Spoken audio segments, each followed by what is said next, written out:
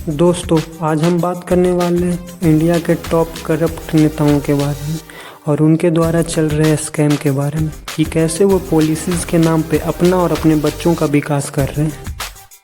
Tax का पैसा, देश का पैसा जो आम पब्लिक के विकास पे खर्च होना चाहिए था, वही पैसा का मिसयूज कर नेता लोग अपना और अपने बच्चों का विकास कर रहे हैं। बीजेपी की सरकार ने जितना पैसा खर्च करके राम मंदिर बनवाया, क्या उन्हीं पैसों से वो टॉप यूनिवर्सिटी, टॉप हॉस्पिटल नहीं बना सकती थी?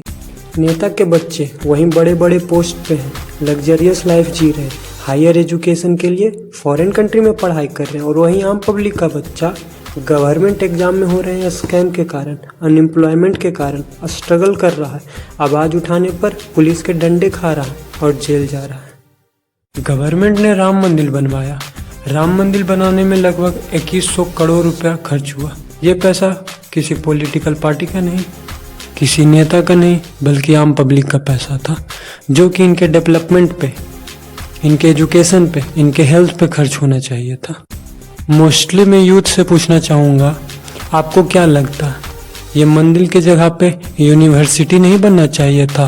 ऑक्सफोर्ड जैसी टॉप यूनिवर्सिटी, हार्वर्ड जैसी टॉप यूनिवर्सिटी, कोलंबिया जैसी टॉप यूनिवर्सिटी, टॉप हॉस्पिटल नहीं बनना चाहिए था?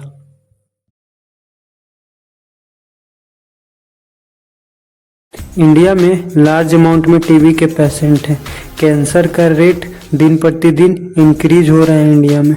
गवर्नमेंट को ये सब पे ध्यान देते हुए एक ऐसा हॉस्पिटल खोलना चाहिए था जो स्पेशल कैंसर के लिए हो। बात रहा टॉप यूनिवर्सिटी बनाने की, हार्वर्ड जैसी, ऑक्सफोर्ड जैसी, कोलंबिया जैसी, तो गवर्नमेंट क्यों ही बनाना चाहेगी? उससे गवर्नमेंट का क्या बेनिफिट है?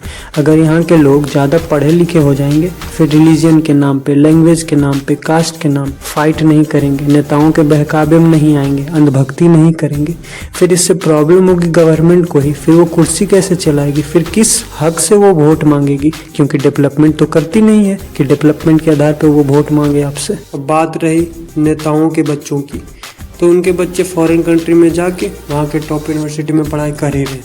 प्रॉब्लम हो रही है तो आम जनता को हो रही है, आम जनता के बच्चों को हो रही है। बात रहा नेता लोग के बच्चों की, तो उनके बच्चे फॉरेन कंट्री में जाके वहाँ के टॉप यूनिवर्सिटी में पढ़ाई कर ही रहे हैं, तो उनको क्या ही मतलब है? आम पब्लिक का बच्चा कैसे भी पढ़े या ना पढ़े, अगर ना पढ़ता है तो उनके लिए तो और अच्छा ही बात है कि उनको आसानी से बेवकूफ़ बनाया जाएगा, धर्म के नाम पर लड़ाया जाएगा। नेता लोग के बच्चे आराम से फॉरेन कंट्री में हायर एजुकेशन कर रहे हैं, बढ़िया लाइफ जी रहे हैं। आम पब्लिक का बच्चा कम अपॉर्चुनिटी होने के कारण परेशान है। लिमिटेड ऑप्शन है उनके पास, या तो कोई कम्पिटिटिव एग्जाम का प्रिपरेशन करो या फिर कोई प्राइवेट कॉलेज वगैरह में एडमिशन लेना। लेकिन वहीं नेता लोग का बच्चा वो भी परेशान है, ज़्यादा अपॉर्चुनिटी होने के कारण। टॉप यूनिवर्सिटी में पढ़ाई करते हैं, वहाँ का डिग्री मिलने के बाद कोई कंपनी का CEO बने, या फिर पापा के पास इतना करप्शन का पैसा है कि बिजनेस शुरू करें, या फिर लास्टली पापा जिस पार्टी में है उसी पार्टी से टिकट लेके MLA का इलेक्शन लड़ लो। अब तो हार जीत का भी टेंशन नहीं, इलेक्शन कमीशन ही अपना है। अमित शाह का बेटा जय शाह, जो पहले बिजनेसमैन हुआ करता था, लेकिन जैसे ही अमित शाह मिनिस्टर वगैरह बनते हैं कि उनका बेटा बड़े बड़े पोस्टों पर आना शुरू हो गया।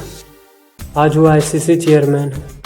वो कौन सा टैलेंट और स्किल यूज़ किए हैं तो हमको नहीं पता, लेकिन सबसे ज़रूरी टैलेंट ये होना चाहिए कि आपके पापा मिनिस्टर होना चाहिए, तब आपको इतना जल्दी प्रमोशन हो सकता है। एक और केस नितिन गडकरी वाला, आप लोग जानते ही होंगे कि गवर्नमेंट ने E20 पॉलिसी लाया, जिसके अकॉर्डिंग जो पेट्रोल प्रोवाइड किया जाएगा आम पब्लिक को, उसमें 80% पेट्रोल और 20% इथेनॉल हो, जिसमें गवर्नमेंट का कहना था कि इससे आम पब्लिक को बेनिफिट होगा, पेट्रोल का दाम कम होगा और पोल्यूशन कम हो। लेकिन जनता को कितना इससे बेनिफिट हुआ ये तो हमको नहीं मालूम, लेकिन नितिन गडकरी के परिवार को बहुत ज़्यादा हुआ, क्योंकि इनके 2 बेटे दोनों इथेनॉल बनाने वाली कंपनी चलाते हैं। दोस्तों, ये लोग स्कीम भी वही लाते जिससे इनका और इनके बच्चों का विकास हो। ऐसे 1-2 नहीं, बहुत सारे केस हैं इंडिया में।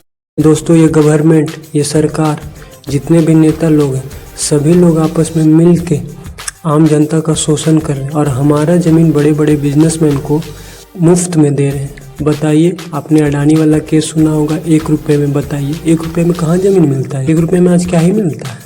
दोस्तों, ये सब हमारा पैसा, टैक्स का पैसा सबका मिसयूज कर रहे हैं। आपने दिल्ली गवर्नमेंट का भी केस सुना होगा, उन्होंने अपने MLA को 70 ml को iPhone 16 दिया। बताइए iPhone 16 की क्या ज़रूरत थी। मैं मानता हूँ ठीक है आपको कोई ऑफिशियल वर्क करना होगा ऑनलाइन, तो क्या सस्ता मोबाइल नहीं दे सकते। गवर्नमेंट को जब आंगनबाड़ी सेविका को मोबाइल देना होता था तो 10-10 हज़ार का पैनासोनिक का मोबाइल देती थी, और अभी खुद MLA सब iPhone 16 ले रहा है। वाह रे वाह। इसलिए मैं यूथ से कहूँगा, जागो, थोड़ा सोचो समझो आपके सराउंडिंग में क्या हो रहा है। आपको एक्सप्लॉइट किया जा रहा है। आज के लिए इतना ही। मेरे वीडियो को देखने के लिए धन्यवाद।